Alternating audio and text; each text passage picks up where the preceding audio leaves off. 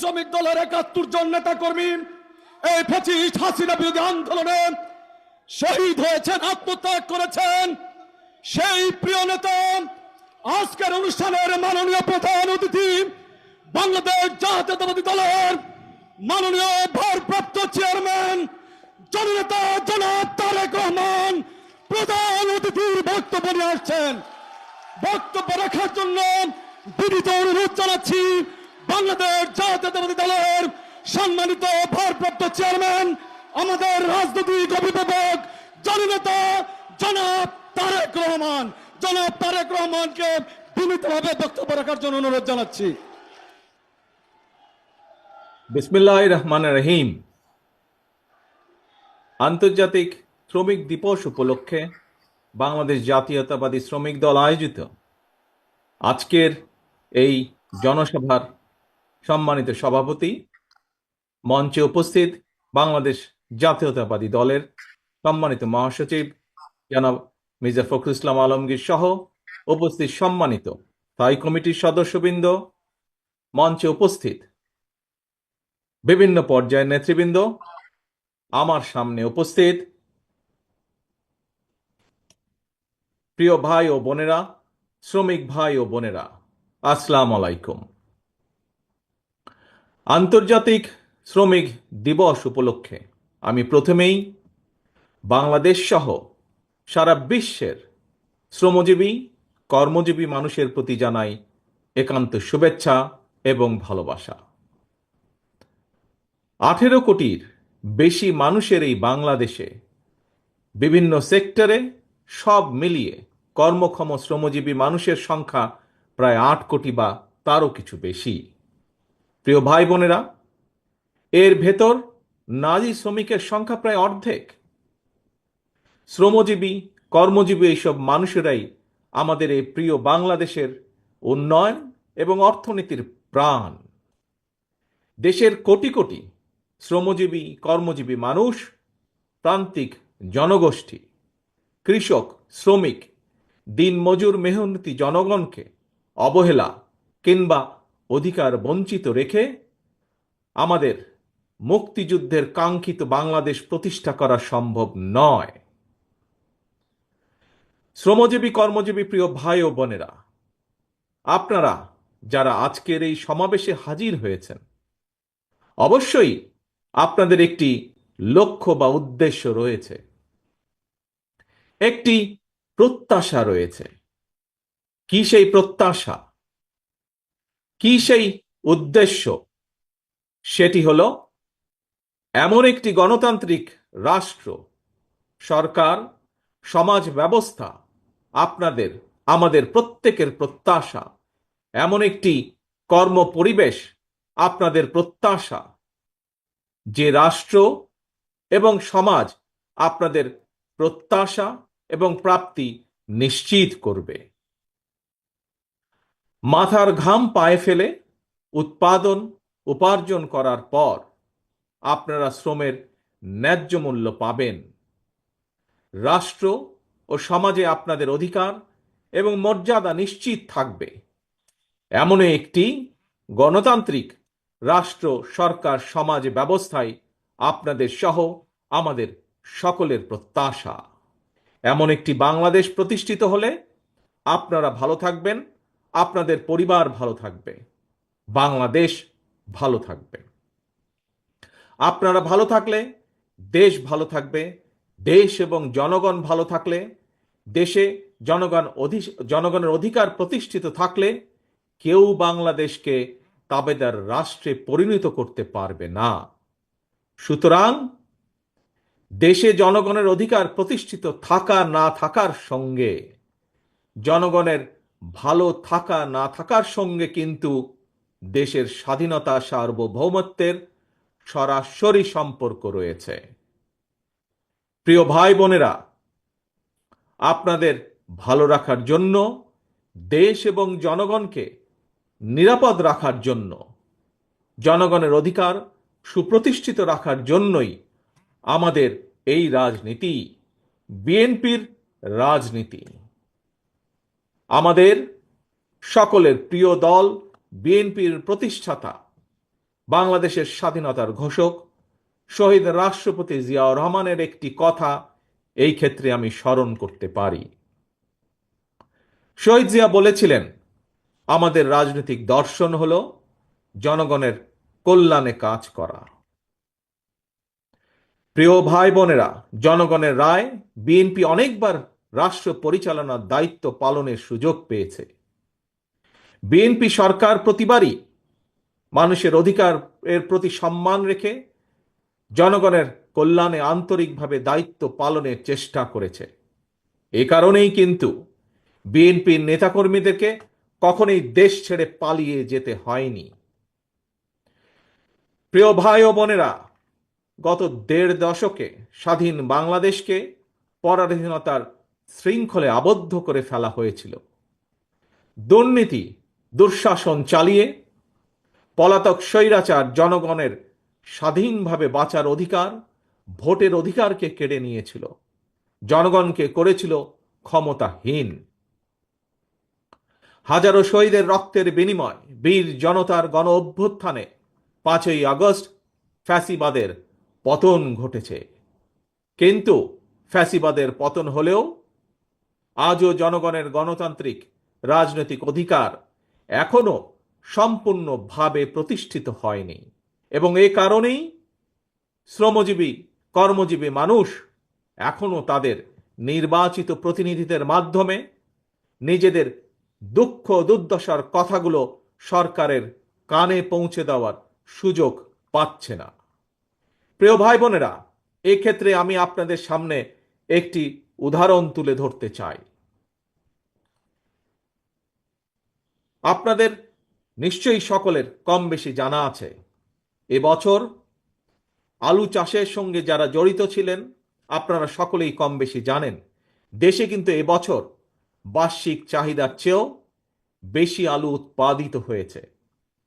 আলুর বাম্পার ফলনের কারণে কৃষকের মুখে কিন্তু হাসি ফোটার কথা ছিল, অথচ আলু উৎপাদন করে কৃষক ভাইরা এখন বিপাকে পড়েছে। একদিকে আলু উৎপাদনের খরচ ছিল দ্বিগুণ, অপরদিকে উৎপাদিত আলু সংরক্ষণ করতে গিয়েও কৃষক ভাইদেরকে দ্বিগুণ খরচ গুনতে হয়েছে। শিল্প কারখানা, গার্মেন্ট সহ প্রতিটি সেক্টরেই শ্রমজীবী কর্মজীবী মানুষদেরকে এই ধরনের বহুবিধ সমস্যা মোকাবেলা করতে হচ্ছে। আরো একটি বিষয় আপনাদের সামনে আমি উল্লেখ করতে চাই, সেটি হলো ফ্যাসিবাদী শাসনের অবসান হওয়ার পর এবছর রমজান মাসে নিত্য প্রয়োজনীয় দ্রব্যমূল্য তুলনামূলকভাবে সহনীয় ছিল।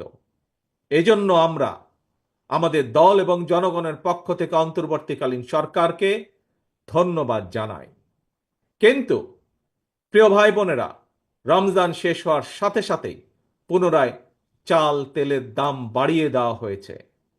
চাল তেলের দাম বেড়েছে, কিন্তু মানুষের আয় রোজগার কিন্তু বাড়েনি। তাহলে জনগণ এখন তাদের এমন ভোগান্তির কথা কার কাছে, কোথায়, কিভাবে বলবে? প্রিয় কৃষক শ্রমিক ভাই ও বোনেরা, দেশে এখন প্রতিনিয়ত সংস্কার নিয়ে শোরগোল চলছে। গণমাধ্যমের খবর কিংবা টিভির টকশো সবখানেই সংস্কার নিয়ে আলোচনা। কিন্তু সংস্কারের যে এই এত কর্মযজ্ঞ চলছে, এই কর্মযজ্ঞে দেশের শ্রমজীবী মানুষের কণ্ঠস্বর কোথায়? কৃষক শ্রমিকরা তো গ্রামীণ অর্থনীতির মূল চালিকা শক্তি। তাহলে তারা কোথায়, কার কাছে, কিভাবে তাদের সমস্যা সম্ভাবনার চিত্র তুলে ধরবে? কে তাদের প্রতিনিধি? রাজনৈতিক দলের প্রতিনিধি হিসাবে আমরা মনে করি প্রান্তিক জনগোষ্ঠীর দুঃখ দুর্দশা সমস্যা সম্ভাবনার কথাগুলো যাতে রাষ্ট্র এবং সরকারের কানে পৌঁছে, এই জন্যই জনগণের প্রত্যক্ষ ভোটে নির্বাচিত জনপ্রতিনিধি, নির্বাচিত জাতীয় সংসদ এবং নির্বাচিত সরকার প্রয়োজন। কারণ জনগণের প্রত্যক্ষ ভোটে নির্বাচিত প্রতিনিধি, নির্বাচিত সরকার অবশ্যই জনগণের কথা শুনতে বাধ্য। প্রিয় ভাই ও বোনেরা, জনগণের কাছে জবাবদিহিমূলক সরকার প্রতিষ্ঠার জন্য রাষ্ট্র, রাজনীতি এবং সরকারের সংস্কারের জন্য বাংলাদেশের পক্ষের রাজনৈতিক দলগুলোর সঙ্গে আলোচনা করে 2023 সালে বিএনপি 31 দফা সংস্কার কর্মসূচি ঘোষণা করেছিল। সংস্কার কর্মসূচি নিয়ে বর্তমানে বিএনপি সারা দেশে জনগণের বিভিন্ন শ্রেণী পেশা জনগণের সঙ্গে সংলাপ করে চলছে। পাশাপাশি সংস্কার কর্মসূচি বাস্তবায়নে বিএনপি অন্তর্বর্তীকালীন সরকারের সাথেও আলোচনা করছে। কারণ রাষ্ট্র রাজনীতির গুণগত পরিবর্তনের জন্য যেমন সংস্কার প্রয়োজন, একইভাবে জনগণের রাজনৈতিক ক্ষমতা নিশ্চিত করার জন্য, জনগণের ভোটের অধিকার প্রতিষ্ঠার জন্য প্রয়োজন নির্বাচন। বিএনপি মনে করে সরকার এবং নির্বাচন উভয়টি প্রয়োজন। অন্তর্বর্তীকালীন সরকারের প্রতি আহ্বান, আপনারা একটু সতর্ক থাকবেন। অন্তর্বর্তীকালীন সরকারের একটি অংশ সংস্কার এবং নির্বাচনকে মুখোমুখি দাঁড় করিয়ে ফ্যাসিবাদ বিরোধী রাজনৈতিক দলগুলোর মধ্যে সুপরিকল্পিতভাবে বিরোধ উস্কে দিতে চায়। গণতান্ত্রিকামী জনগণের মনে এ ধরনের বিশ্বাস জন্ম দিতে শুরু করেছে। তাদের কাছে আমাদের আহ্বান, স্বল্প মেয়াদী এবং দীর্ঘমেয়াদী সংস্কার প্রস্তাবনা প্রণয়ন করুন। কোনো রাজনৈতিক দলের আপত্তি নেই, তবে পাশাপাশি প্রয়োজনীয় সংস্কার সম্পন্ন করে আইন শৃঙ্খলা বাহিনী, বিচার বিভাগ এবং নির্বাচন কমিশনকে প্রস্তুত করুন। সুনির্দিষ্টভাবে আগামী জাতীয় নির্বাচনের রূপরেখা ঘোষণা করুন। অন্তর্বর্তীকালীন সরকারের কর্মপরিকল্পনার পথনকশা গণতান্ত্রিকামী জনগণের সামনে সুস্পষ্ট থাকলে জনমনে সন্দেহ, সংশয় কেটে যাবে। প্রিয় দেশবাসী, ফ্যাসিবাদ মুক্ত বাংলাদেশে জনগণের ভোটে জনগণের কাছে জবাবদিহিমূলক সরকার প্রতিষ্ঠার জন্যই বিএনপি সহ বাংলাদেশের গণতান্ত্রিক রাজনৈতিক দলগুলো অন্তর্বর্তীকালীন সরকারকে নিঃশর্ত সমর্থন দেওয়া অব্যাহত রেখেছে।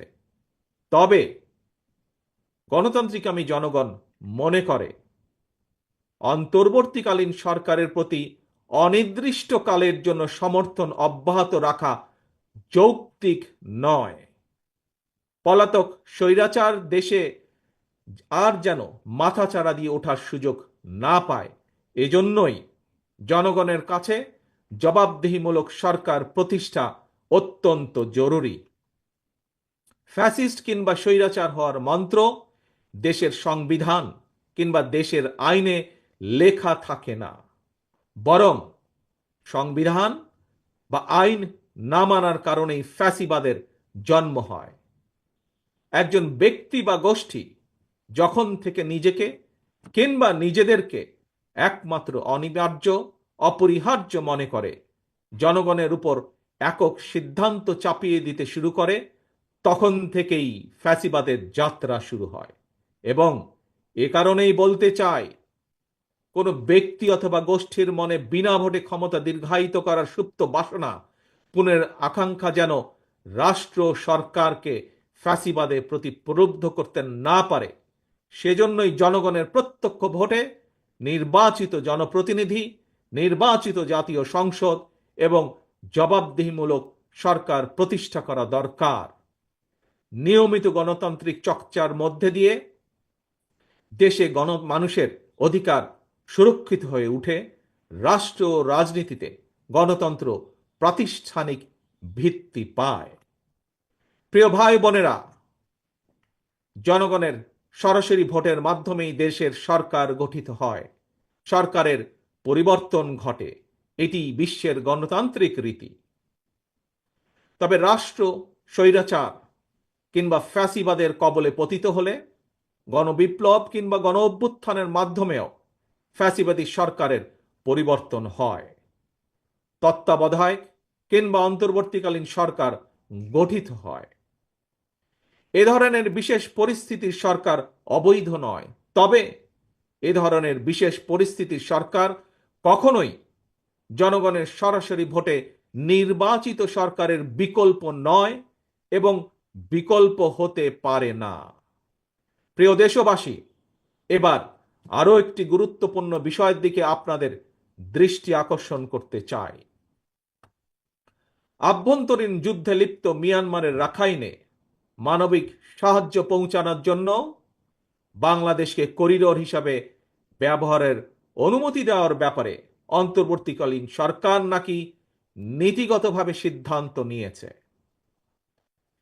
দেশের স্বাধীনতা সার্বভৌমত্বের সঙ্গে জড়িত এমন একটি স্পর্শকাতর বিষয় সিদ্ধান্ত নেওয়ার ক্ষেত্রে অন্তর্বর্তীকালীন সরকার কিন্তু জনগণকে জানায়নি, এমনকি জনগণের প্রতিনিধিত্বকারী রাজনৈতিক দলগুলোর সঙ্গেও কোনোই আলোচনা করার প্রয়োজন বোধ করেনি। দেশের জনগণকে না জানিয়ে অন্তর্বর্তীকালীন সরকার এ ধরনের সিদ্ধান্ত নিতে পারে কিনা কিংবা নেওয়া উচিত কিনা এই মুহূর্তে সেই বিতর্ক আমি তুলতে চাই না। তবে দেশের স্বাধীনতাপ্রিয় জনগণের কে মনে করে করিডোর স্বাধীনতাপ্রিয় জনগণ মনে করে করিডোর দেওয়া না দেওয়ার বিষয় সিদ্ধান্ত আসতে হবে জনগণের কাছ থেকে। সিদ্ধান্ত আসতে হবে জনগণের প্রত্যক্ষ ভোটে নির্বাচিত জাতীয় সংসদের মাধ্যমে। এ ধরনের পরিস্থিতিতে গণতান্ত্রিক বিশ্বের দেশে দেশে এটাই নিয়ম, এটাই রীতি। আমাদের বক্তব্য স্পষ্ট, বিদেশিদের স্বার্থ রক্ষার স্বার্থে নয়, অন্তর্বর্তীকালীন সরকারকে সবার আগে দেশের জনগণের স্বার্থ নিশ্চিত করতে হবে। কারণ মিয়ানমার, ভারত, পাকিস্তান কিংবা অন্য কোনো দেশ নয়, সবার আগে বাংলাদেশ। এটিই হতে হবে আমাদের একমাত্র লক্ষ্য। সারা দেশের শ্রমজীবী কর্মজীবী ভাই ও বোনেরা, আমি বিশ্বাস করি, বিএনপি বিশ্বাস করে, তৃণমূলের জনগণের রাজনৈতিক এবং অর্থনৈতিক ক্ষমতায়ন ছাড়া শ্রমজীবী কর্মজীবী মানুষের ভাগ্যের পরিবর্তন সম্ভব নয়। শ্রমজীবী কর্মজীবী মানুষের অধিকার উপেক্ষা করে কোনো রাষ্ট্র এগিয়ে যেতে পারে না। শ্রমজীবী কর্মজীবী মানুষের শ্রম, ঘাম, মেধার উপর নির্ভর করে একটি দেশের উন্নয়ন এবং অর্থনীতির শক্তিশালী ভিত্তি রচিত হয়। প্রিয় দেশবাসী, 1971 সালের অর্জিত মুক্তিযুদ্ধের বাংলাদেশ, 75 সালের 7ই নভেম্বরের আধিপত্যবাদ এবং তাবেদার মুক্ত বাংলাদেশ, 90-এর স্বৈরাচার মুক্ত বাংলাদেশ, 2024-এর 5ই আগস্টের ফ্যাসিবাদ মুক্ত বাংলাদেশ। দেশের ইতিহাসের প্রতিটি বাঁকে জনগণের একটি সুমহান আকাঙ্ক্ষা। কি সেটি হচ্ছে একটি বৈষম্যহীন, নিরাপদ, মানবিক, গণতান্ত্রিক বাংলাদেশ বিনির্মাণ। আজকের এই বিশেষ দিনে দেশের কৃষক, শ্রমিক, মেহনতি মানুষ দল, মত, ধর্ম, বর্ণ নির্বিশেষে দেশের গণতন্ত্র প্রিয় জনগণের প্রতি আহ্বান, কোনো উস্কানি কিংবা অপপ্রচারে বিভ্রান্ত হবেন না। 71-এর মুক্তিযুদ্ধ থেকে আজ পর্যন্ত সকল শহীদদের কাঙ্ক্ষিত বাংলাদেশ প্রতিষ্ঠার জন্য আসুন আমরা ঐক্যবদ্ধ হই, ঐক্যবদ্ধ থাকি। কারণ অনৈক্যের সুযোগ নিয়ে পরাজিত পলাতক অপশক্তি যাতে আর পুনর্বাসিত হবার সুযোগ না পায়, এই ব্যাপারে সতর্ক এবং সজাগ থাকার আহ্বান জানিয়ে কৃষক, শ্রমিক, মেহনতি মানুষ, গণতন্ত্রী কামী জনগণের সাফল্য কামনা করে আমার বক্তব্য শেষ করছি। আল্লাহ হাফেজ। বাংলাদেশ জিন্দাবাদ। বাংলাদেশ জাতীয়তাবাদী দল জিন্দাবাদ।